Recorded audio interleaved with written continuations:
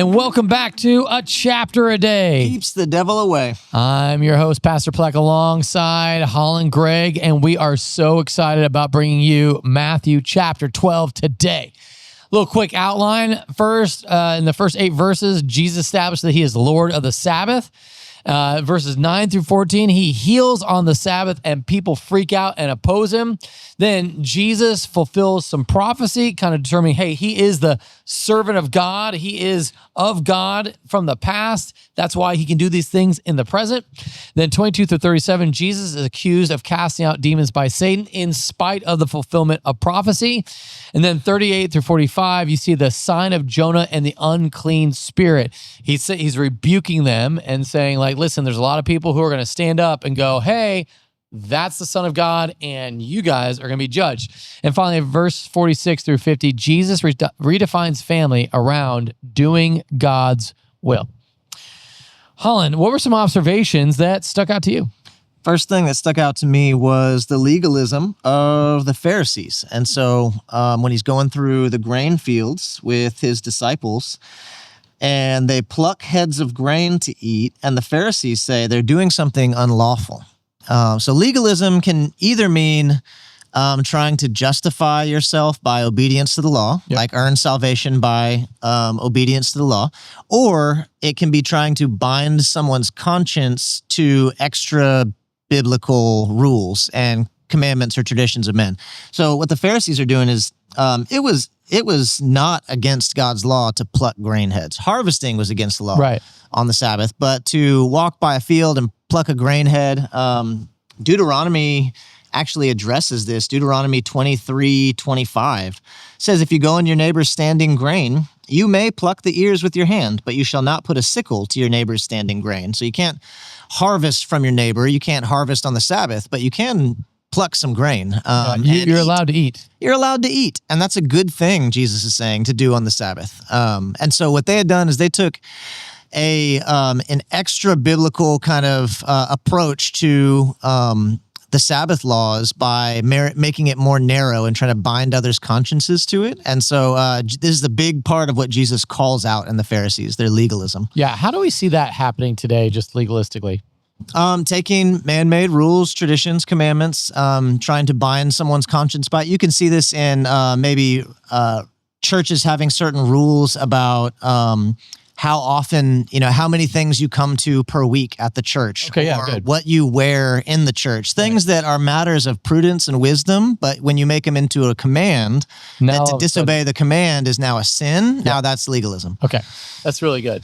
All right, one of the things that I just really appreciated is that Jesus is Lord even over the Sabbath. And I think that kind of messes with some people. It's like, why doesn't he how does he able to say that? Like, doesn't God make these rules, but he's Lord over it? He's one that made the rules and then gives the proof text, in a sense, of the prophecies he's fulfilled through his actions, that he's the one who's able to say that he is Lord even over the Sabbath. Any thoughts on that? Yeah, so his teaching about the Sabbath is authoritative teaching. It's not just his opinion or something. He's saying, you seem to have missed the purpose of the Sabbath. Right. Sabbath was made for man. Eating on the Sabbath, healing on the Sabbath. He says, it is lawful, verse 12, to do good on the Sabbath. The Sabbath was about a day of rest and worship. Even in day 1 of creation, right? Or sorry, first week of creation. Day 6, God makes human beings, okay?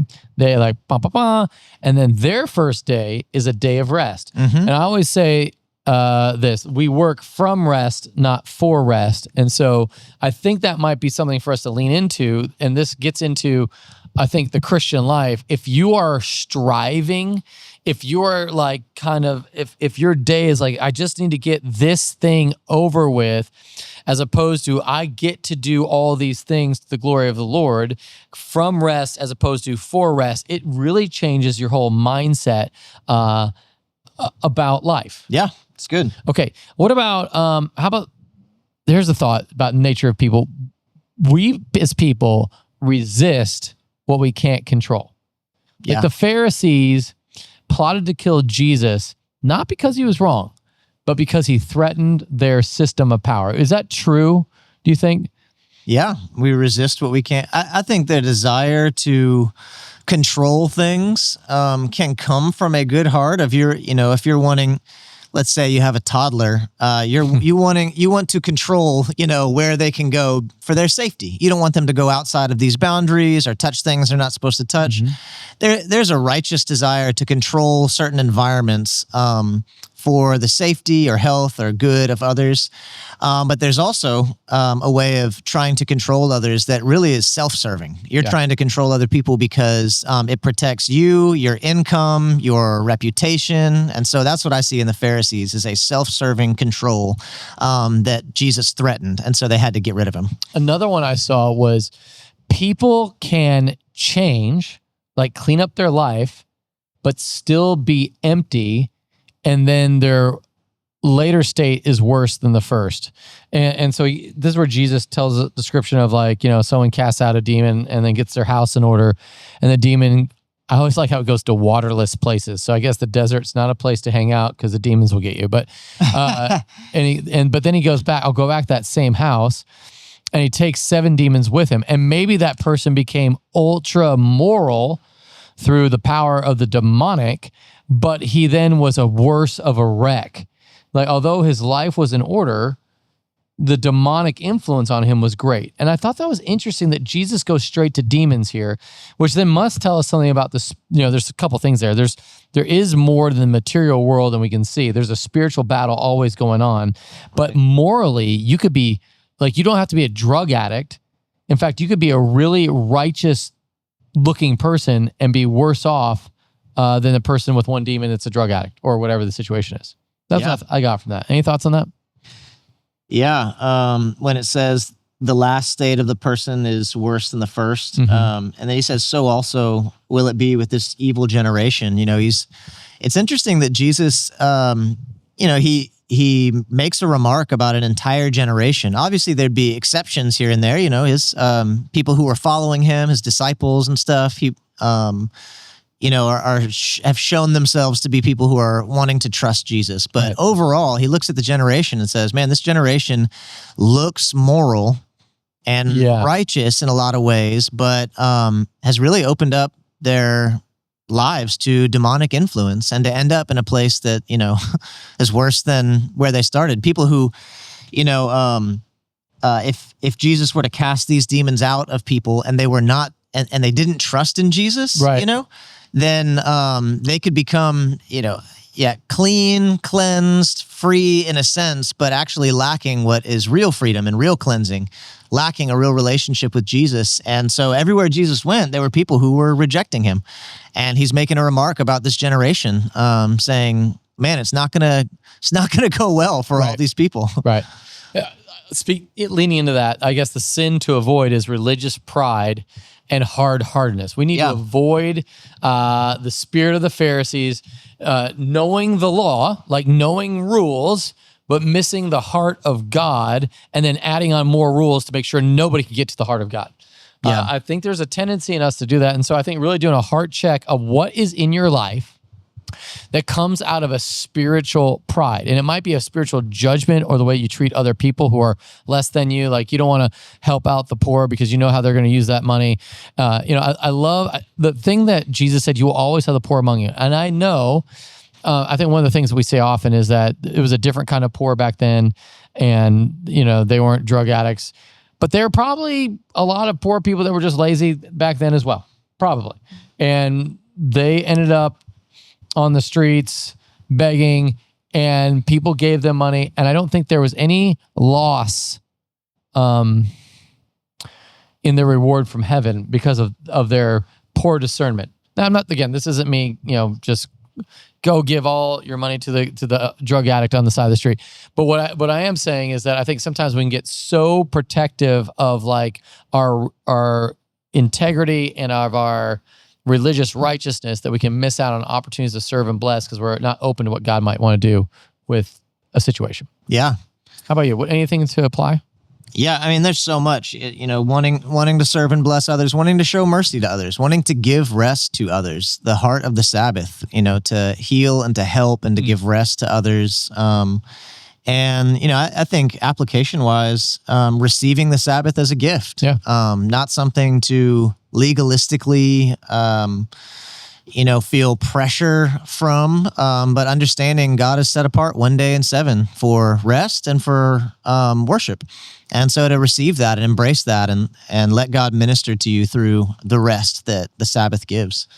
What I also like in this story, and it's not as clear here as it is in Mark, but his mom comes up to try to speak to Jesus, clearly to be like, hey, you need to slow your roll on all this stuff. And hey, your mom's trying to speak to you. And he's like, who was my mom and my brothers? And stretching out his hand towards the disciples, he said, here are my mother and my brothers.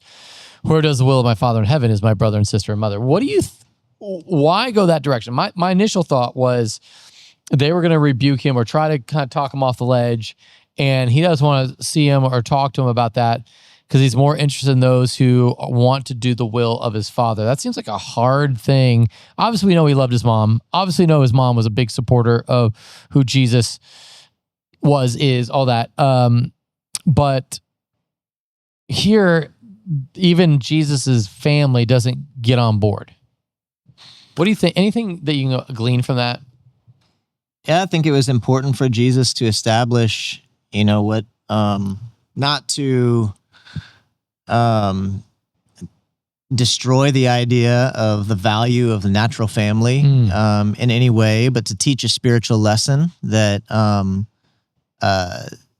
those who do the will of God are belong to the family of Jesus, belong to the family of God, and therefore, Jesus was saying like, here's what it really means to be a part of God's family here. And so his desire was for his mother and his brothers to really have their faith in him, right? Yeah. And we know that that did happen.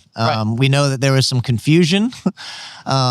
We know Mary received, a visit from an angel. And so right off the bat, she had information about the identity of Jesus. And yet you have times like this where it seems like she's confused. Yeah, she's confused. But then we know, you keep reading through the crucifixion and resurrection and on. You learn James and Jude his brothers become pastors. His mom, obviously, is full of faith and believes in him and honors him as the Son of God. So faith does come, but this is one of those moments where Jesus wanted to teach a spiritual lesson. Yeah. I appreciate that. And I think it's a difficult one, like especially, in Austin where we have a lot of different influences from around the world.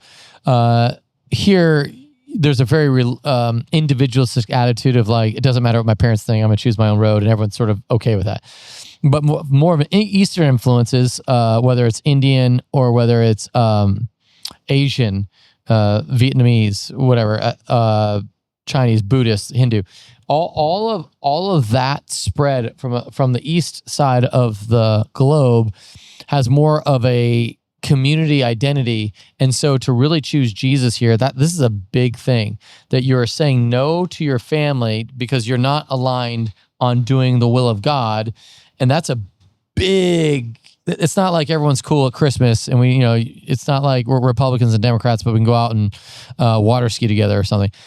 Is more like, I can't be in the same room with you. I have to disown you. You are not my child. And so that's a huge vacuous hole. And in Jewish circles, to leave the Jewish faith, and at this point, that was a big shift. Yeah. Rift. And so he's really saying like, what you're seeking in a local family or in your blood family, you can have in the family of Christ.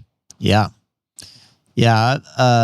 Ministering to a Muslim recently who, said that he's like, oh yeah, Jesus is great. We were talking about Jesus, and I was asking him some questions, and I was like, would you ever become a Christian and follow Jesus? Like, shared the gospel with him. And his answer was, oh, I could never do that. He said, my whole family is Muslim. My dad's an imam. They would disown me. The community, it would bring shame upon my father and the community. Like, I could never do that to my family. And so it's not, it wasn't even an option for me. Pray for him that the Lord would reveal himself to him. But, there are some who would say yes and who have lost all their family because of that. We've seen that even on mission trips that we've been on together. We've been, disowned by their family. But there's this beautiful truth Jesus is saying here. You are welcomed into the family of Jesus, Yep. and he will never cast you out. Right. Well, hey, thanks so much for watching. We'll see you tomorrow on A Chapter a Day.